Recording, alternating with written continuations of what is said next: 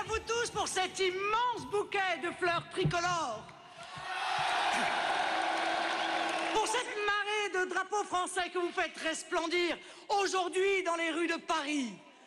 Paris qui en cet instant de grâce et par votre présence chaleureuse redevient nôtre. Chez nous, la capitale de la France éternelle.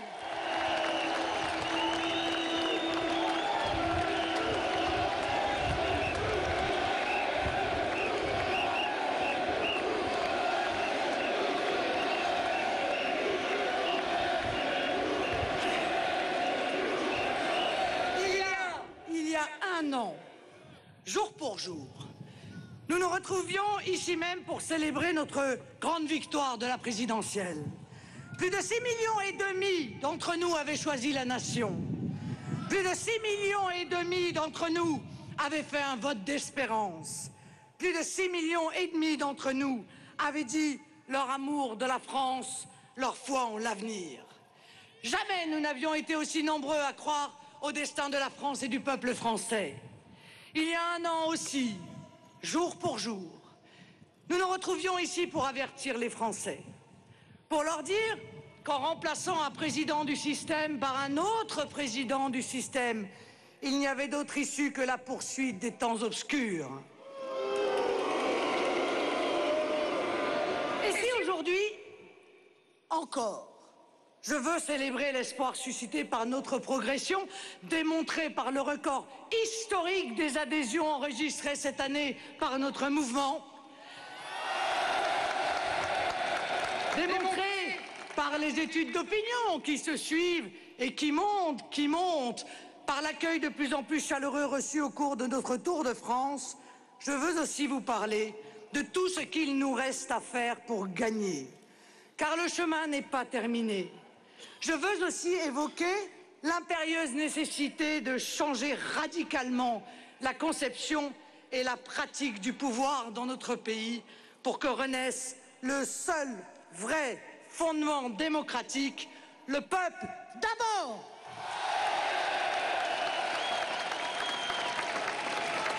Car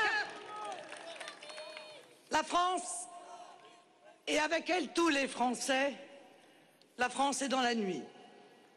Elle est dans la nuit des affaires, la nuit du délitement de la morale publique, la nuit du mensonge aux Français. Oh, je vous épargnerai la litanie des soupçons, des enquêtes, des mises en examen, des condamnations touchant tant la droite que la gauche. Je vous dirai juste que je comprends nos compatriotes quand ils nous disent qu'ils perdent confiance, qu'ils ne croient plus en cette classe politique. Je comprends leur colère, je comprends leur dégoût même. La France est dans des temps obscurs parce qu'elle s'est enfermée dans les ténèbres de l'Europe. La France s'enfonce dans une politique absurde d'austérité sans fin, parce qu'il s'agit de sauver un système à tout prix, parce qu'il s'agit de renforcer des intérêts qui ne sont pas les nôtres. Parce qu'il s'agit de dire toujours oui à Bruxelles, à Berlin bien sûr, et en toutes circonstances aux manias de la haute finance. À leur servile valet de la Banque centrale de Francfort ou de la Commission européenne. Parce qu'il s'agit de maintenir, quel qu'en soit le coût, une monnaie unique dont le seul bilan est le ravage d'un continent tout entier. La France s'enfonce dans les ténèbres de l'Europe et avec elle, le peuple français. Et tous les peuples d'Europe. La France est dans les temps obscurs, elle est dans la nuit, et plus rien ne semble solide sous ses pieds. Elle est prise au piège d'un brouillard épais, celui du désespoir d'un pays désenchanté, qui comprend, un an après l'élection d'un nouveau président de la République, que rien n'a changé, que rien ne pouvait changer. Nicolas Sarkozy, puis François Hollande, avec eux, toujours le même tunnel. Ce long et sombre tunnel d'une descente aux enfers, cet interminable délitement vers l'oubli d'une nation. Cette histoire désormais souterraine d'un peuple qui perd foi en lui-même.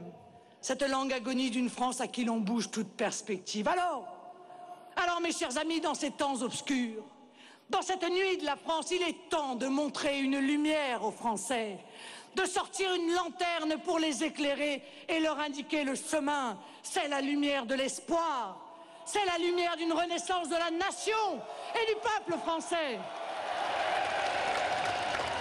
C'est la lumière d'un avenir que nous voulons rendre à la France tout entière et à travers elle, à l'Europe, à tous les peuples d'Europe. Et ce travail de conviction, ce travail d'espérance, ce combat lumineux contre les ténèbres du désespoir français, c'est vous, mes chers amis, qui le menez. C'est vous et moi unis dans une belle persévérance, à la suite de ceux qui ont contribué depuis des décennies à y croire et à se battre, et qu'ils en soient ici remerciés. C'est le Front National qui a fêté cette année ses 40 ans. C'est le jeune Rassemblement Bleu Marine. Ce sont toutes ces forces militantes et engagées qui œuvrent à la victoire de la France. Il est plaisant et même risible de voir toutes ces soi-disant élites, experts, économistes, politiques, journalistes, conscience morale, et bien pensants, se gratter la tête. Mais quel est ce mouvement qui résiste à l'ordre par nous établi, qui refuse de se soumettre et qui grossit, grossit? Et les analyses pontifiantes et les jugements péremptoires et les anathèmes faciles se succèdent. Ceux-ci, messieurs, sont des anti-républicains, des factieux même. Non, non, vous dis-je, ce sont des marxistes. Mais enfin, ridicules, mon cher, ils sont d'extrême droite. Ma chère, vous n'avez rien compris, ce sont évidemment des populistes. En tant que patriote français, vous qui venez de la gauche, de la droite, du centre, d'ailleurs, vous qui êtes sans parti, ouvriers, soldats, marins ou paysans, vous qui venez de l'établi ou de la boutique, petits patrons ou fonctionnaires, des provinces de l'Hexagone ou des territoires d'outre-mer, Français d'origine française et Français d'origine étrangère, vous qui croyez à notre histoire d'hier, à notre survie d'aujourd'hui et à notre futur de demain, dites-leur que notre parti à nous, c'est la France. C'est la France unie, c'est la France rassemblée, c'est la France fière d'elle-même. C'est pourquoi nous ne pouvons que gagner et transformer nos victoires idéologiques en victoires politiques.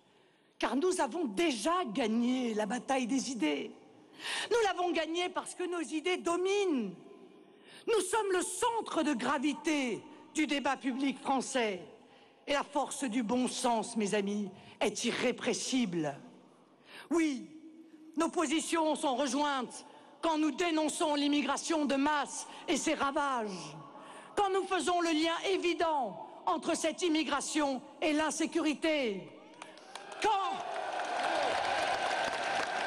nous disons qu'il faut protéger les Français du communautarisme, réaffirmer partout la République et la laïcité qui est la loi du respect commun, quand nous disons qu'il faut en finir avec l'ultralibéralisme, la folie de l'hyper-austérité, la loi absurde et dévastatrice du tout-commerce, quand nous mettons en garde contre l'impérialisme bruxellois et allemand, contre la tentative permanente de la haute finance de nous mettre à genoux, quand nous proclamons qu'il n'y a d'autre espoir que le soutien à nos forces vives, à nos entreprises, nos PME, nos artisans, nos paysans, qu'il n'y a d'autre issue que la réindustrialisation de notre pays par le patriotisme économique, par la protection de nos intérêts.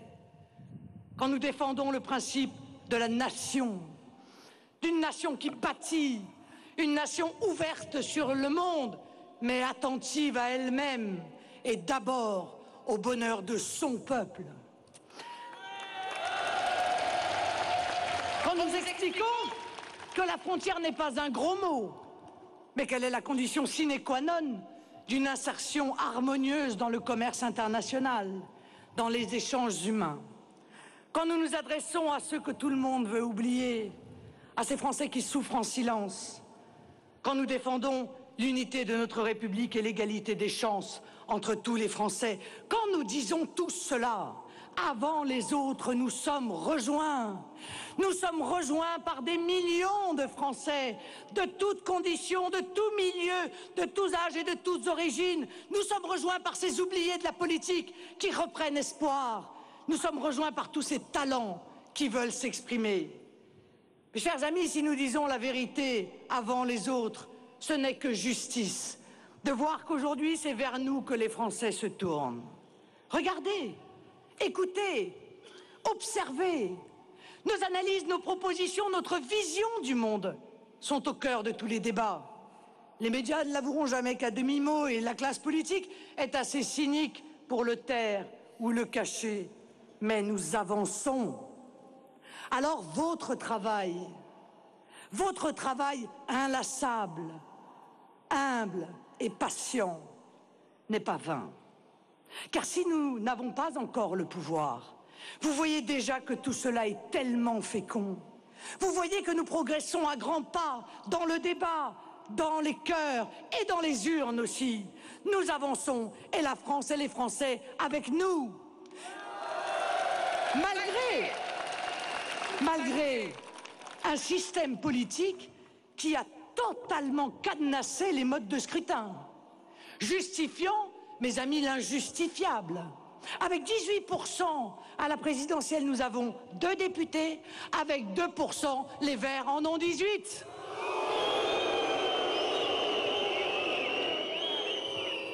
Malgré les enfumages, les diversions, les leurrs, qu'il faut dénoncer encore et toujours, expliquer encore et toujours, pour les naïfs, les trompés, les sincères, nos compatriotes de bonne foi qui n'ont pas encore compris, les victimes des manœuvres du système pour conserver la main. Hier, le leur s'appelait Nicolas Sarkozy.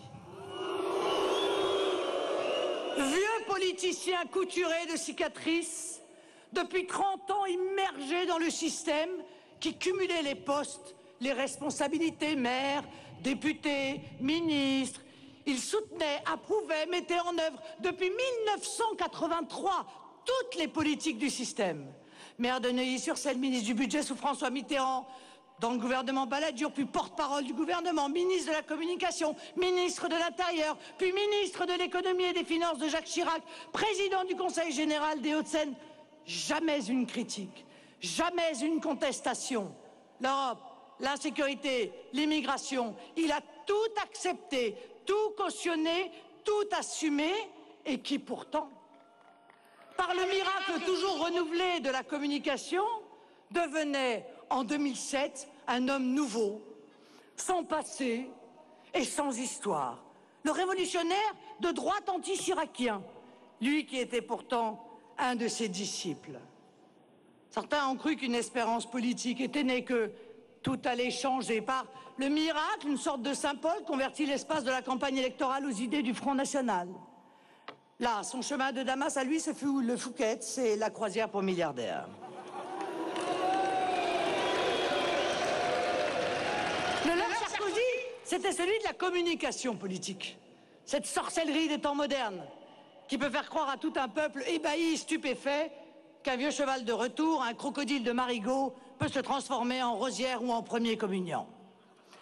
Les mêmes causes, produisant les mêmes effets, ont poursuivi la même folle politique de l'euro, du libéralisme à tout crin, de l'ouverture des frontières, de l'immigration incontrôlée, de la soumission aux intérêts allemands, de la mise à la remorque des États-Unis, de la fausse lutte contre l'insécurité, de la saignée de nos forces de police et de défense, de la mise du pays en coupe réglée au profit des banques et des sociétés du CAC 40. Et comme la communication peut tout, il fit le grand écart, ne craignant visiblement pas le claquage.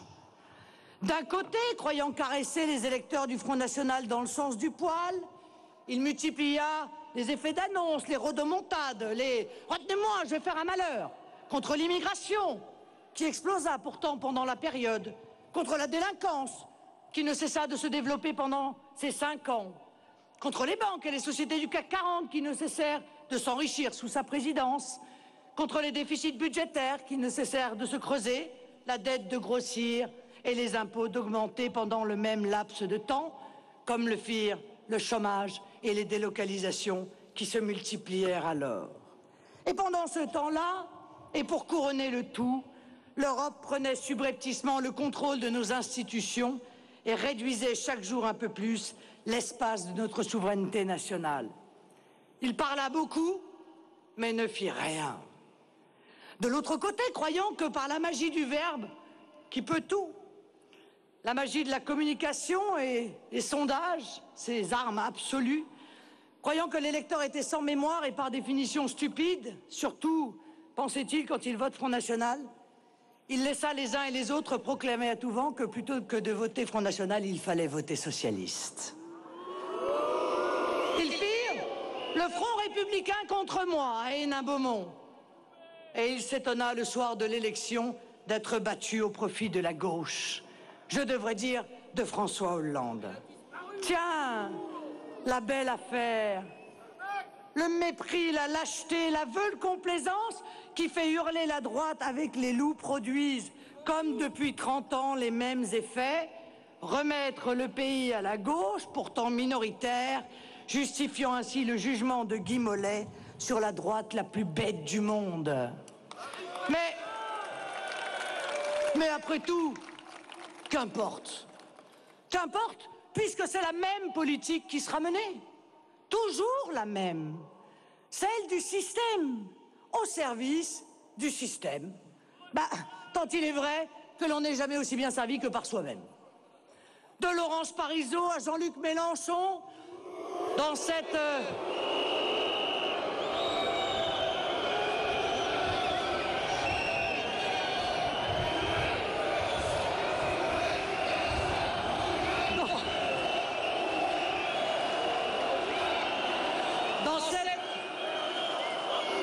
Dans cette sainte alliance des intérêts et du profit aux deux faces inversées, mais en réalité tellement complémentaires. Plus d'Europe et moins de pouvoir d'achat, plus d'impôts, plus d'injustice et moins de sécurité, plus de chômage et moins de services publics.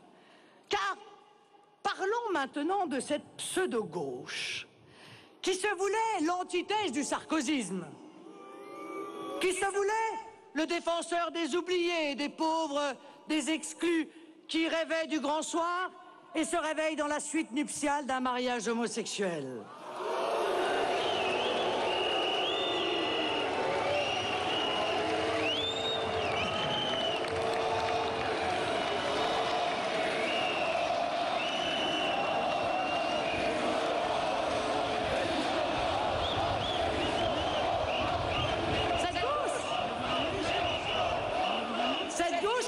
Des banquiers, ses ennemis principaux, qui s'opposeraient aux grandes sociétés multinationales du CAC 40, qui allaient faire plier les intérêts allemands de Mme Merkel pour éviter l'austérité. Cette gauche qui allait restaurer le pouvoir d'achat, faire rendre gorge à Mittal.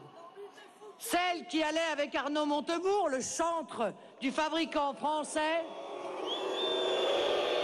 faire porter des marinières au monde entier pour lutter contre les délocalisations et le chômage. Celle qui allait lutter contre le capitalisme financier et la mondialisation ultralibérale. Hélas, 3 fois, hélas, presque un an de gauche au pouvoir. Jamais les banquiers n'ont été aussi riches. Envoler la lutte contre la finance, les projets de séparation de la banque de dépôt et de la banque d'affaires. Le MEDEF et la CGT, une fois de plus alliés, sacrifient les travailleurs sur l'autel de la compétitivité avec la flexibilité et les retraités au nom de l'équilibre budgétaire. Sacrifient les travailleurs français au profit de l'immigration, la santé publique à l'industrie pharmaceutique, le pouvoir d'achat à la demande de l'Allemagne et des banquiers internationaux. C'est l'austérité sarkozyste sous une forme différente. La même politique, faite au profit des mêmes catégories, des plus riches, de ceux que l'on protège, alors qu'ils sont les seuls à n'avoir besoin d'aucune forme de protection. C'est le chômage et la misère comme seul horizon, avec une seule différence, l'agence de communication est moins bonne. Sarkozy, Hollande, Hollande, Sarkozy. Mensonges.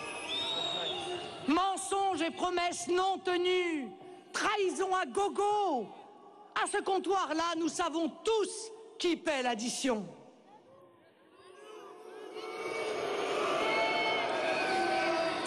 Nous ne pouvons que constater que la gauche et la droite, qui se sont si longtemps opposés, se retrouvent maintenant associés dans une défense commune de ce système prédateur. Celui qui a créé ce monde de la marchandisation de tous et de tout. Celui qui a servi les peuples, et particulièrement les catégories les plus défavorisées, d'une manière inouïe, sous forme d'un néo-servage ou d'un néo-esclavage. Droite et gauche sont devenus les piliers communs de ce nouveau totalitarisme mondial. Gauche et droite, réunis, cultivent maintenant la religion de l'ultralibéralisme, du libre-échange sans limite, de l'euro à tout prix, de l'immigration généralisée, de l'austérité imposée, des avancées sociétales qui cachent les reculs sociaux permanents. Alors cette gauche-là et cette droite-là, non, 100 fois non.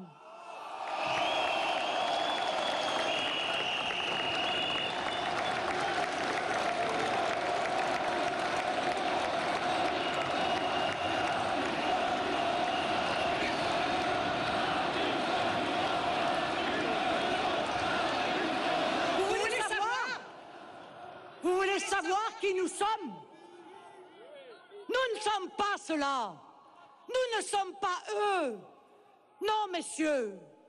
Nous ne sommes ni de leur droite, ni de leur gauche. Nous sommes hors de leur passé figé et de leurs querelles archaïques. Nous sommes le monde qui vient. Nous sommes les générations qui se lèvent. Nous sommes la voix du peuple face au pouvoir injuste.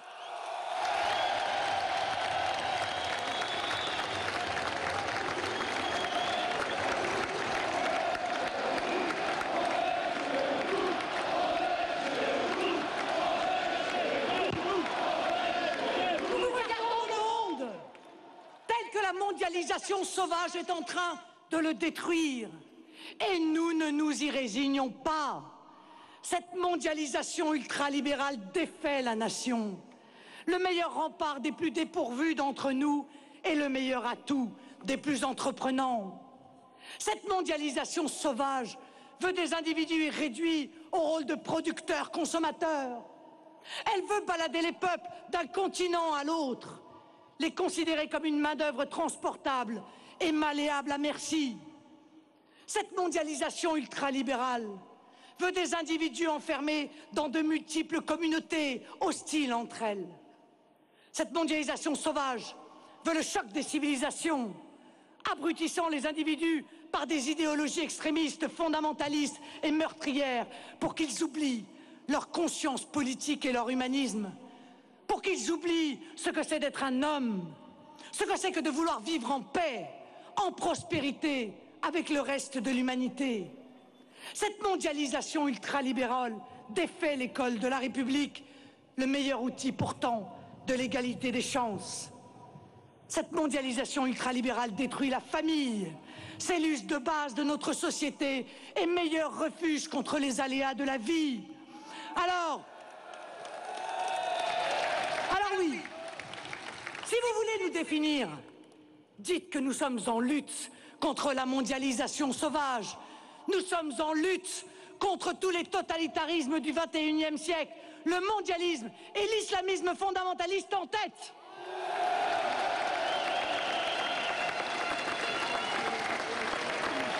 Et cela fait de nous, mes chers amis, des patriotes. Oui, si l'on veut tenter de nous définir, nous sommes profondément patriotes. Parce que, face à ces totalitarismes, face à ce grand désordre international, seule la patrie permet de jouer collectif. Nous avons toujours su cela. Les grands combats contemporains qu'il faut mener à l'échelle de la planète face à un monde qui se recompose on ne peut les engager que si l'on joue collectif. Et le collectif n'est fort que sur des bases réelles. Celle d'une nation millénaire, d'un peuple qui se sent peuple depuis des siècles et des siècles, uni par une solidarité naturelle qui protège et qui rend plus fort. Car un peuple n'est pas seulement une somme d'individus qui naissent, travaillent et partent à la retraite. Comme la nation n'est pas l'addition d'histoires individuelles ou d'intérêts catégoriels. Un peuple et une nation sont la conjonction aussi de réalités immatérielles.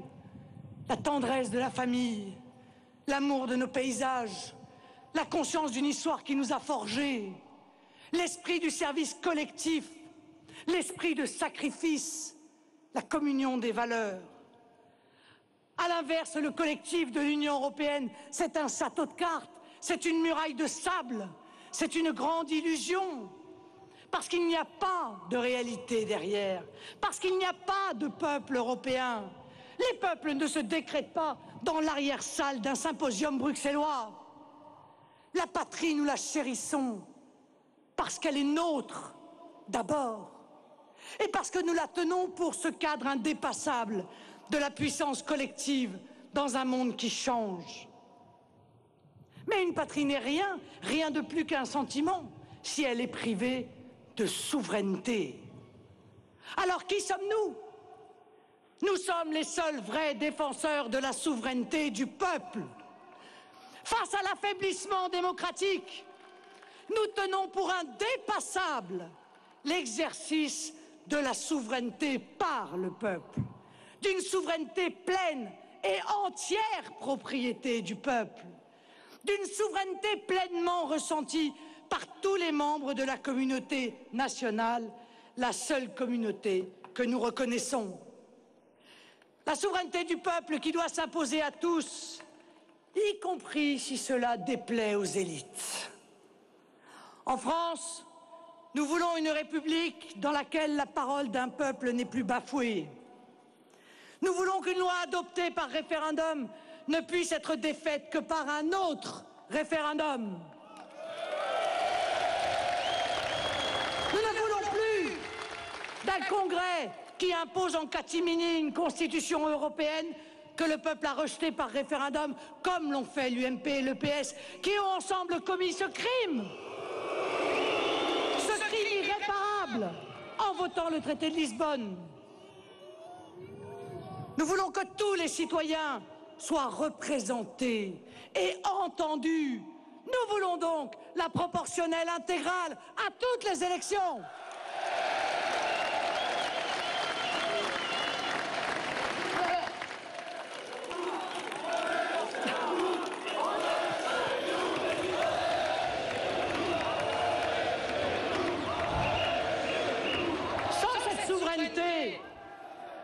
Condition suprême, tous les combats sont perdus. Mais sans véritable démocratie, l'expression réelle de la volonté du peuple est tronquée, dénaturée. Face à ces grands désordres internationaux, il n'est de planche de salut que la patrie souveraine. Pour être forte, pour être sûre d'elle-même, la patrie doit être sûre de ses valeurs aussi, capable de s'appuyer sur des bases solides, reconnu par tous. Alors oui, mes chers amis, si l'on veut tenter de nous définir, je l'affirme sans détour, nous sommes profondément républicains, profondément et sincèrement attachés aux piliers de notre pacte collectif, aux valeurs fondamentales que s'est choisie la France, aux principes fondateurs sur lesquels elle s'est construite. Mais contrairement aux autres partis, nous considérons qu'il ne suffit pas d'affirmer son attachement à ces valeurs. Il faut leur donner les conditions indispensables à leur existence. Or, la liberté, l'égalité, la fraternité et l'unité, l'UMP et le PS ils y ont substitué la soumission, l'injustice et l'individualisme prédateur, la loi du fort sur le faible et la fragmentation. Nous croyons à l'égalité des citoyens français, quelle que soit leur origine ou leur croyance. C'est pourquoi nous ne supportons pas lorsque certains venus sur notre territoire sont plus égaux que d'autres. Lorsque certains, entrés illégalement, illégitimes sur notre territoire, ont plus de droits que les Français eux-mêmes. Lorsque certains, par exemple, accèdent gratuitement à notre système de santé publique, alors que des Français n'arrivent plus à se soigner. Lorsque certains vivent, par la ruse ou par la fraude, de l'assistance de la nation, alors que les travailleurs honnêtes ne parviennent plus à nourrir leur famille. Quand sévit un chômage de masse, croissant, quand la récession s'attaque au pouvoir d'achat, quand il est si difficile de se loger, la priorité nationale s'impose. La France est généreuse, mais sa générosité doit profiter d'abord à ses citoyens. L'emploi, la protection sociale, le logement doivent d'abord servir les Français. L'égalité, ça n'est pas l'égalité avec tous les citoyens du monde. C'est l'égalité entre les citoyens français. C'est l'égalité au sein du peuple français. Et c'est l'assurance que les Français ne seront jamais moins bien traités que les autres par le gouvernement français. Cette exigence minimale, appliquée d'ailleurs dans de nombreux pays, n'en fait pas des pays antidémocratiques ou des pays anti-républicains, comme on peut l'entendre bêtement, mais régulièrement, et d'ailleurs bien au contraire. Mais l'égalité entre les citoyens peut aussi exister, quelles que soient leurs opinions politiques. Ceci impose aussi que nul ne soit inquiété pour ses opinions politiques, contrairement à la pratique détestable qui s'est installée dans notre pays sous le règne de l'UMP et du PS.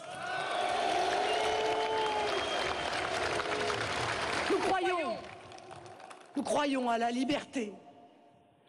La liberté, cette liberté chérie, elle est aussi au cœur de notre projet. C'est d'abord cette liberté de la nation tout entière qui s'effondre quand disparaît la souveraineté. Mais c'est aussi la liberté de chacun, la liberté individuelle face à des pouvoirs illégitimes, face aux puissances d'argent, face aux dérives de la censure, liberté d'opinion et liberté d'expression, car nous le savons, elles sont fragiles, si fragiles.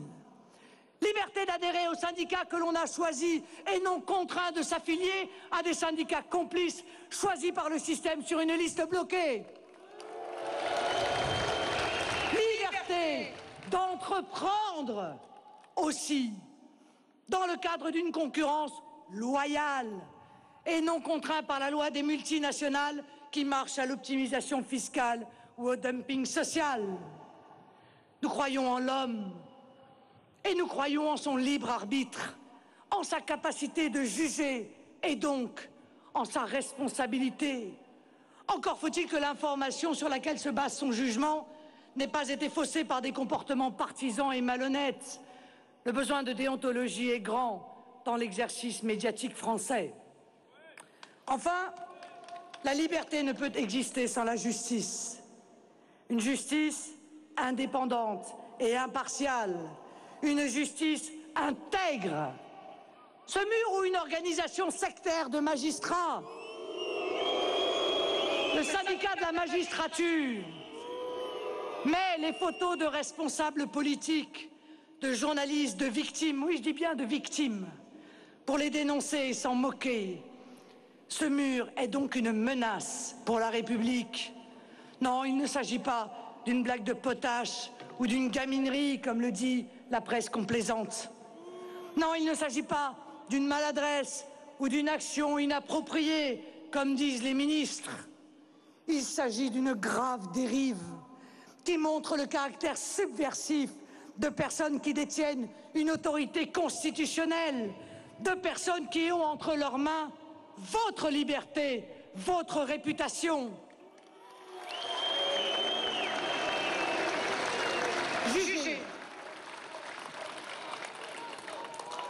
Juger, c'est-à-dire appliquer la loi par définition générale au cas particulier qui vous est soumis, est une responsabilité difficile. Parfois même une solitude effrayante. Eh bien, celui qui a choisi de l'assumer doit en être digne et conscient. Nous croyons à l'unité de la France et non sa dissolution dans un mondialisme sans frontières et son absorption dans une Europe sans nation. C'est pourquoi nous nous réjouissons quand les Français du Bas et du Haut-Rhin rejettent un statut régional qui ne visait rien de moins qu'à déconstruire la nation française. C'est pourquoi nous soutenons nos compatriotes d'outre-mer qui refusent l'indépendance.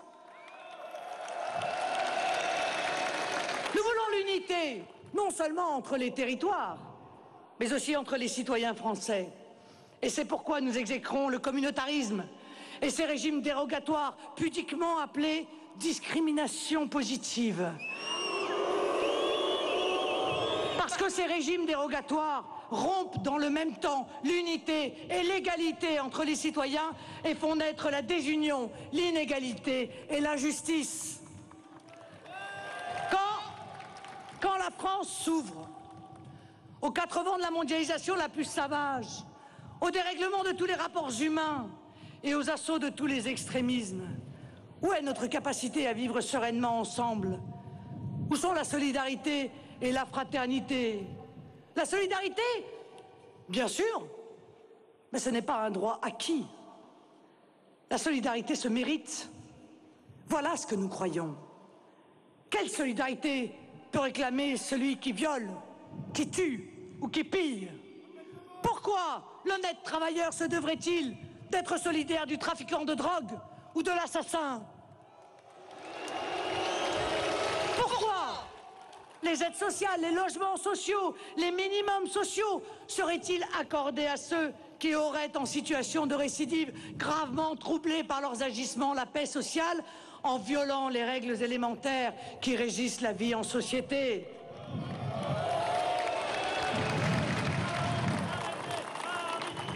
La fraternité, enfin, nécessite de la concorde.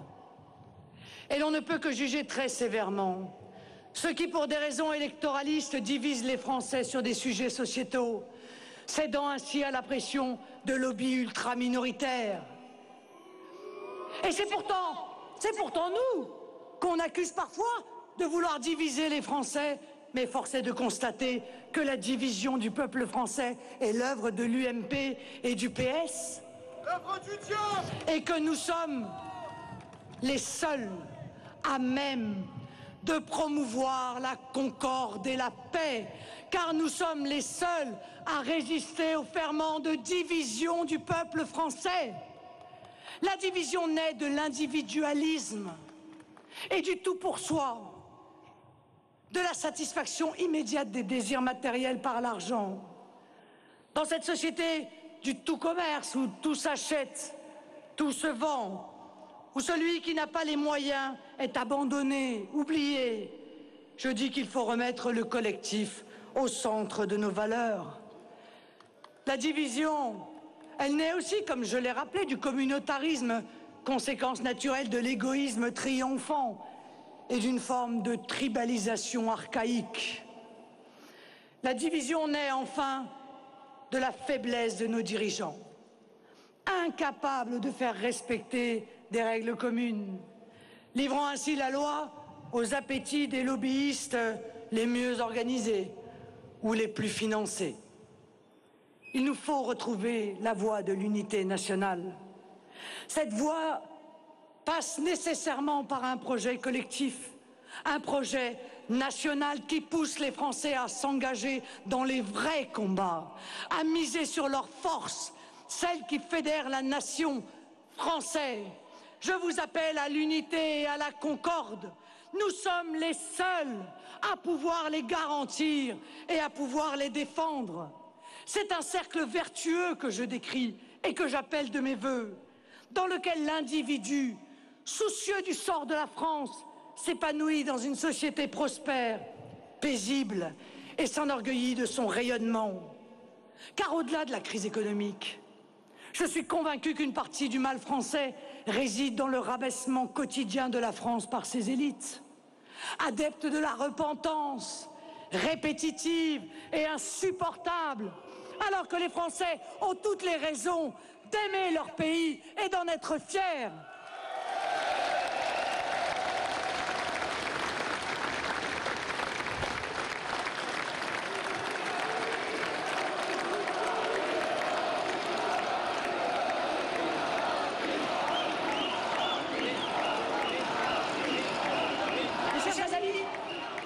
Je vous livre ces quelques lignes de Maurice Druon.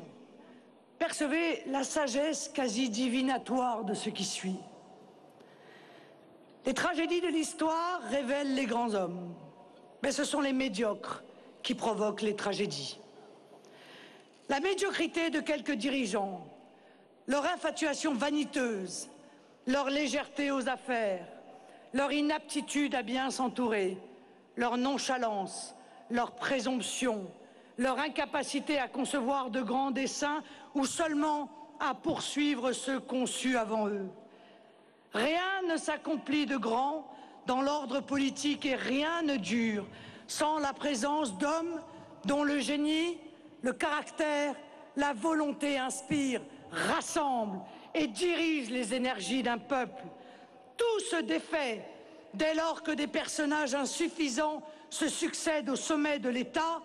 L'unité se dissout quand la grandeur s'effondre.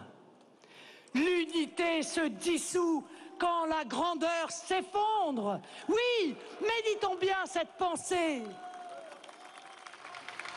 Cela fait des décennies que nos gouvernants successifs, de droite comme de gauche, expliquent aux Français que leur pays ne peut plus rien, qu'il doit s'adapter aux évolutions du monde en renonçant à tout ce qui fait sa spécificité, qu'il sera plus fort sur la scène internationale et plus prospère économiquement en remettant à d'autres les clés de son destin, qu'il doit abandonner ses frontières migratoires, économiques, financières.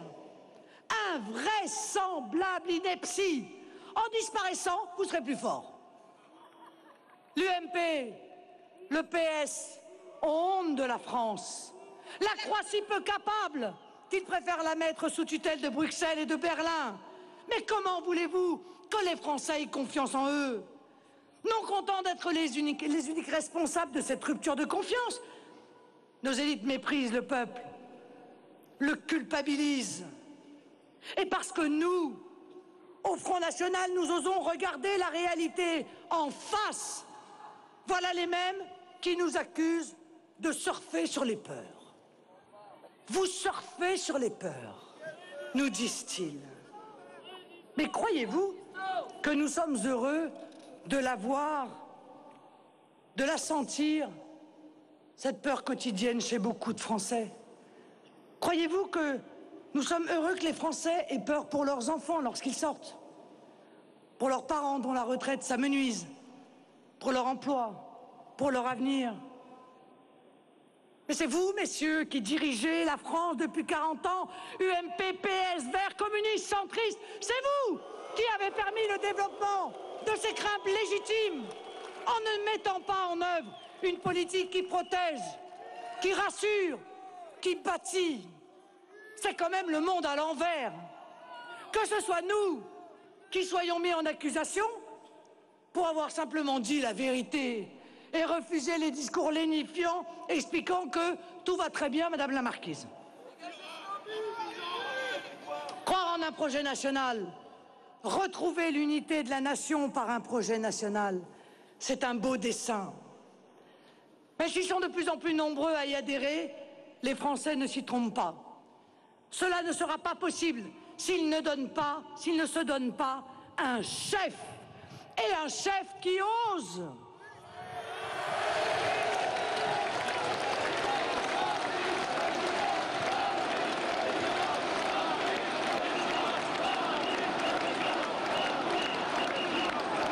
Au pire président de la République, Nicolas Sarkozy, succède le pire président de la République, François Hollande.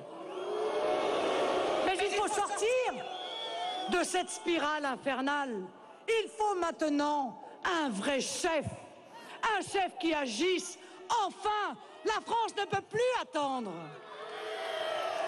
Car nous avons besoin, chers amis, et chacun le devine aujourd'hui aisément, en ces temps obscurs où tout est flou, où tout avenir paraît incertain, où la mollesse de nos dirigeants le dispute à un véritable laxisme d'État, nous avons besoin d'autorité. Et dans tous les domaines, il faut de l'autorité et un État sûr de lui partout. Dans le domaine économique d'abord, où l'on devra s'opposer à des intérêts colossaux avec clarté et fermeté, où il faudra négocier âprement le retour de la souveraineté nationale dans les meilleures conditions. Dans le domaine migratoire aussi, où il faudra avoir l'autorité nécessaire pour remettre des frontières, stopper l'immigration, renvoyer les clandestins et négocier la fin de Schengen.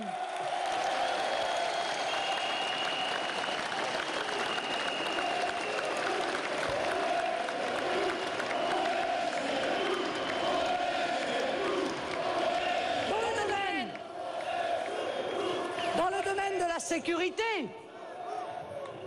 sécurité, bien sûr, où il faudra, sans faillir, appliquer la tolérance zéro et rompre avec des décennies de laxisme, remettre la victime au cœur de nos préoccupations et défaire la justice de sa culture de l'impunité. Dans le domaine du communautarisme, contraindre ceux qui pensent substituer leurs lois aux nôtres. Sans autorité, sans audace et sans détermination, le changement ne viendra jamais. Mais, je veux le dire très clairement aujourd'hui, parce que je précède les mauvais procès maintenant. L'autorité ne doit pas être confondue avec l'autoritarisme. Il est possible d'avoir de l'autorité dans la justice. Et ce sont les laxistes qui veulent faire croire qu'autorité rime avec totalitarisme. L'autorité ne tire sa légitimité que de la démocratie. Je le rappelle ici parce que vous devez porter partout ce message de vérité. Le désordre, le chaos, l'anarchie frappent toujours et d'abord les plus faibles, les moins aptes à se défendre, les moins protégés. La justice, l'état de droit, le respect des traditions françaises en matière de liberté publique sont au cœur de notre politique. Oui, quand nous serons au pouvoir, et cela viendra très vite, nous rétablirons en tout domaine l'autorité de l'État, de l'école à la rue, de la banque à la grande distribution.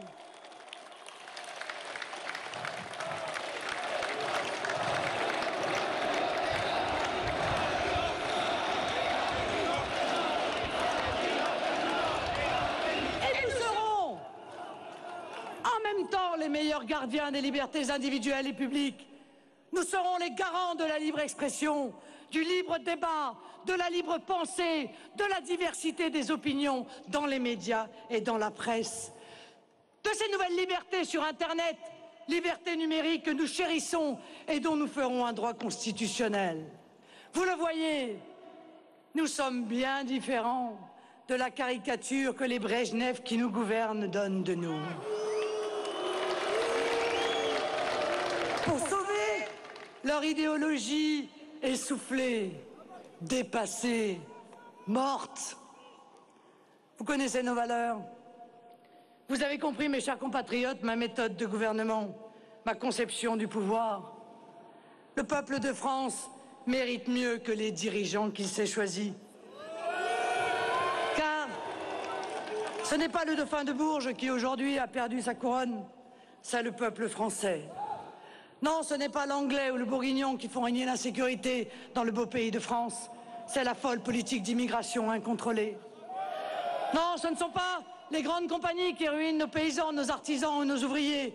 Ce sont les grandes sociétés du CAC 40, les institutions internationales qui nous imposent la folle politique de l'euro et de l'austérité répandue comme neige en décembre. Comme toujours dans ces périodes-là. Car l'histoire, si elle ne se répète pas, bégaye. Nos élites, comme du temps de Jeanne, trahissent. Églises, savants, jurisconsultes, légistes, grands propriétaires, tous ils espéraient la mort de la France, de l'État qui faisait barrage à leur rapacité, à leur cupidité, la disparition des Français qui résistaient à leurs desseins mortifères. Voilà. Hier, c'était le roi d'Angleterre devenu le roi de France. Aujourd'hui, c'est le roi de Bruxelles qui est devenu maître chez nous.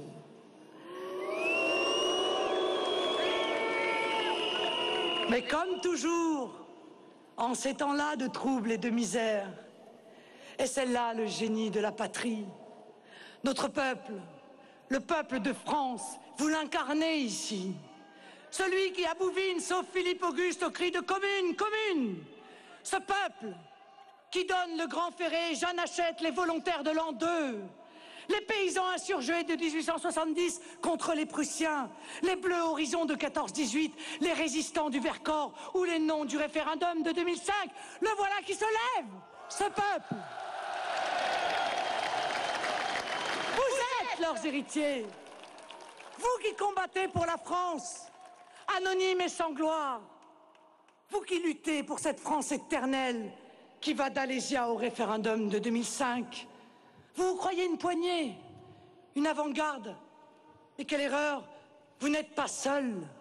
Regardez, écoutez, marchez auprès de vous cette longue cohorte de Français morts pour la patrie. Entendez leurs pas glorieux qui battent avec vous ce pavé de Paris dans cette longue épopée des amoureux de la patrie. Cette chaîne ininterrompue qui nous lie à notre histoire depuis plus de 2000 ans déjà. Dans ce miracle toujours renouvelé de la survie de la France. Cette survie qu'incarna un jour une petite paysanne lorraine qui fera reculer l'anglais et fera du petit dauphin de Bourges un roi de France. Voilà cet exemple qui nous dit au cœur, à l'âme, depuis des années que nous célébrons le 1er mai, cette fête de Jeanne d'Arc, que notre espérance n'est pas vaine.